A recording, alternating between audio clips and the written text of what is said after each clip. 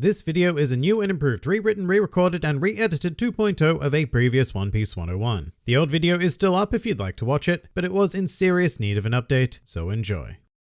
If you want to get past me, then it'll be over my dead body. I've been fighting pirates since long before you were born. There's no reason to show them any sympathy. Outlaws deserve no mercy. However, family, well, that is a different story. Hello and welcome to One Piece 101, the series that breaks down everyone and everything in the One Piece world. And today we are going to take a look at quite possibly one of the most paramount marines to have ever existed within this world, and a man who is known throughout as nothing less than a hero, Monkey D. Garp. Monkey D. Garp is a tall, broad, and imposing figure who was first introduced to us an awfully long time ago, way back on the cover of Chapter 92, at the sprightly age of 76. Garp presents himself as a wildly eccentric man with several highly detrimental but exceptionally comedic character quirks, such as frequent narcolepsy and being absent-minded. In general, Garp is also quite a jovial being, and is almost always seen sporting a traditional Will of D smile. And having brought that up, it's difficult to go much further without noting Garp's profound influence on the world. Not just in his own career, as we'll get to, but more through that of his spawn, as Garp happens to be the father of the most wanted man in the world, Monkey D. Dragon, as well as the paternal grandfather of the ever-infamous future pirate king, Monkey D. Luffy. Thus making it arguable that Garp has incidentally caused the Marines much more trouble than he has alleviated during his time with them. In regards to Dragon, Garp's true feelings toward his son are unknown at this point in time, although he does seem to regard his role as the leader of the sworn enemy of the world government with startling casualness. This may be due to the fact that while they have completely differing ideologies, the two of them do have at least one thing in common, which is their hatred of the world nobles, for whom the Marines rather unfortunately exist to serve. As for Luffy, Garp once held high hopes that his grandson would become a Marine and considers his mind to have been poisoned into accepting unrealistic dreams of piracy by Redhead Shanks. But despite that, Garp seems oddly proud whenever he receives news of his grandson being involved in a big event, even ones that directly hinder the world government, such as the mass breakout of Impel Down. And there is more to Garp's family, but we'll get to that in a bit, because we have some very important history to cover first. Starting off, our living legend here first joined the Marines a whopping 56 years prior to the current timeline, along with his close acquaintances, future Vice Admiral Suru and future Fleet Admiral Sengoku. And these two would form the pillars of Garp's close relationships over his lifetime, with he and Sengoku sharing an almost comedic duo-style relationship in which Garp seems to greatly enjoy annoying him. But here Garp would work diligently for 18 years, maintaining peace throughout the world as best he could, which included chasing various young troublemakers such as the future Pirate King himself, Goldie Roger, which would develop into one of the greatest rivalries this planet has ever known, with Garp having fought and cornered him on many occasions. However, in each case, he was unable to apprehend Roger. And now I'm going to place a very sudden super surprise spoiler warning for events that have taken place during the Wano arc, oddly enough. If you are not in Act 3 and not keen to have some major spoilers thrown in your face, then please do skip to this time in the video. But for everyone else, let us proceed. However, on at least one fateful occasion, Garp would join forces with his eternal rival Roger in an event that would become known as the God Valley Incident. This particular affair would see Garp and Roger team up to combat one of the greatest threats this world has ever known, the Rocks Pirates, led by Captain Rox D. Zebek. Now, while we still know next to nothing about Rox himself, it is very much worth noting that his crew at the time consisted of some figures you may have heard of that go by the names of Golden Lion Shiki, Edward Newgate, Charlotte Linlin, Kaido, and many, many more. And although they were undoubtedly much younger and not quite at the pinnacle of power that they would most certainly rise to be as Emperors of the Sea, their strength was nothing to scoff at. Despite this, after a disgustingly hard-fought battle, Garp and Roger would emerge victorious, and afterwards Garp would become known as the hero of the Marines. But Garp's legacy would not end here, as he continued his impactful career for a further 38 years, with many infamous exploits, one of which was the immediate dismissal of the notorious pirate Don Chinchao with but a single punch, which earned Garp another epithet, being Garp the Fist. On another occasion, Garp also teamed up with longtime ally Sengoku to face off directly against Golden Lion Shiki in a battle that destroyed half of Marineford, but still resulted in Garp's victory. And just while we're on this, as a combatant, Garp represents some of the greatest raw power that we have ever seen in the series. He has a very simple brawler-style approach to combat, choosing his fists as his primary weapon, each of which possesses world-shaking strength. However, he does, on occasion, also use weapons, and he has been known to hand-throw cannonballs at enemies, which actually makes them far more destructively potent important than being fired from an actual cannon. And when Garp is feeling particularly in the mood for weaponry, he will also wield a staggeringly huge ball and chain, which is barely smaller than the size of a marine battleship. Plus, in the realm of Haki, Garp is also confirmed to have mastered both observation and armament Haki, the latter of which should strike terror into the hearts of anybody facing this man, as it only makes his fists that much more deadly.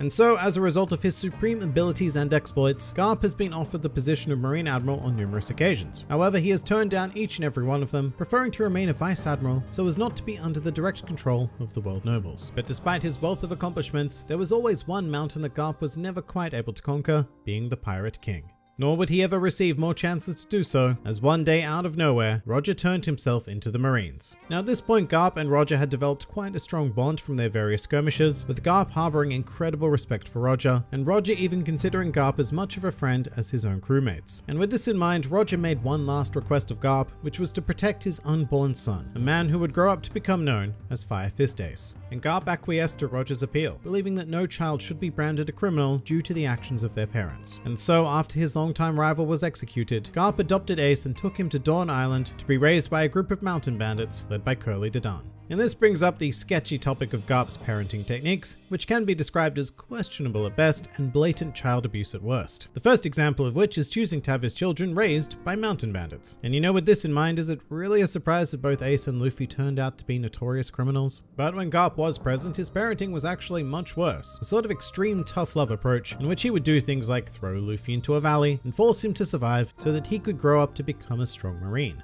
Whatever the case, his strategy clearly failed, as Ace went on to become the captain of the Spade Pirates and later a division commander of the Whitebeard Pirates. But despite the plague of criminals that Garp had inadvertently released upon the world through his parenting, he remained a strong presence within the Marines. Which brings us to his first appearance in the series, which occurred during the Diary of Kobe Meppo cover story. And here, after an incident involving Captain Morgan, Garp decided to take charge of Kobe and Helmeppo, training them into the incredibly competent Marines that would go on to appear in the Return to Water 7 arc, which saw Garp visit Luffy after his grandson's victory on the judicial island of Enies Lobby. However, shortly after this event, tragedy would strike Garp, as Ace was defeated by Blackbeard on Banaro Island, then turned into the Marines and subsequently scheduled to be executed, which of course would force Whitebeard's hand and commence an event known as the Paramount War. And during this time, Garp was put in an exceptionally unenviable position. There was no denying that he greatly cared for Ace, even coming to consider him as much a grandson as Luffy is. But at the same time, it would not be hyperbole to say that the fate of the world as we knew it was at stake, because there was a very real possibility that the Marines could have been defeated in the Paramount War, which would have resulted in plummeting the world into untold anarchy.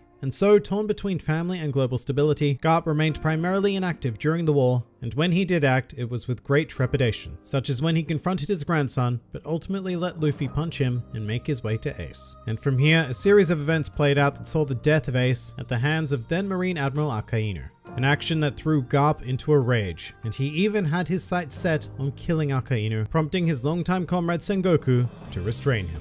And following the Paramount War, it was stated that Garp resigned from his position within the Marines. However, he did still remain a part of the organization in the capacity of an instructor to train the next generation. However, Garp was also saddled with diplomatic duties as well, with one particular example being that he was tapped to escort King Neptune and his family to and from the Reverie, which took place on the Holy Land of Marijois. And here we have a second spoiler warning for this video. This is another one that you should be aware of if you have not begun Act 3 of Wano. It's fairly short, but not at all insignificant. So once again, if you're keen to not know anything, please skip to this time. As for everyone else, here we go again.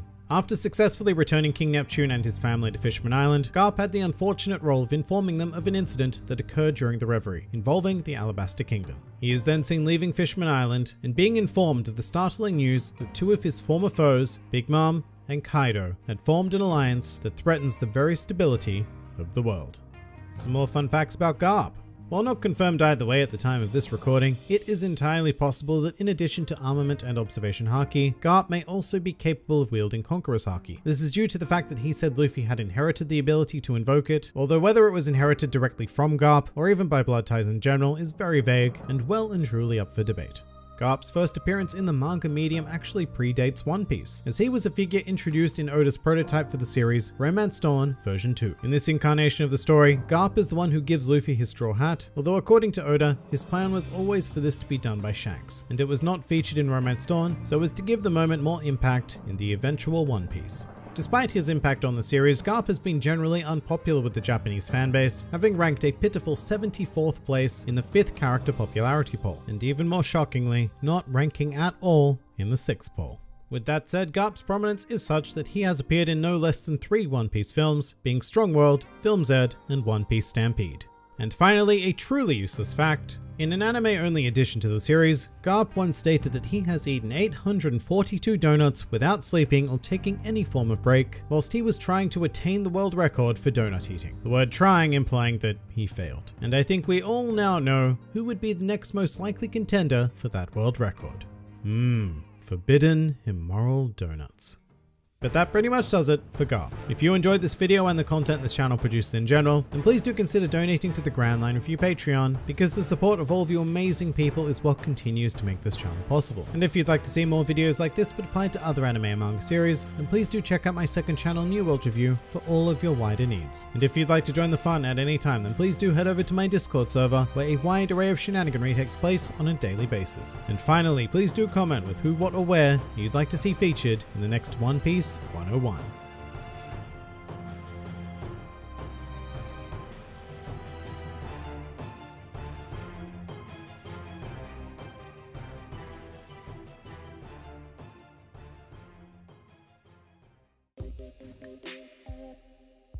Is there a chance we may get to see your face more often in the future?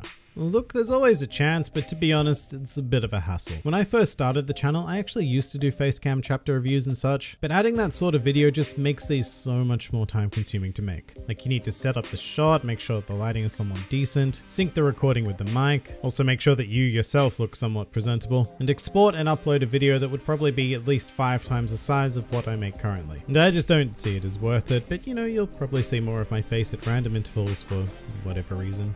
Hi! Do you play soccer?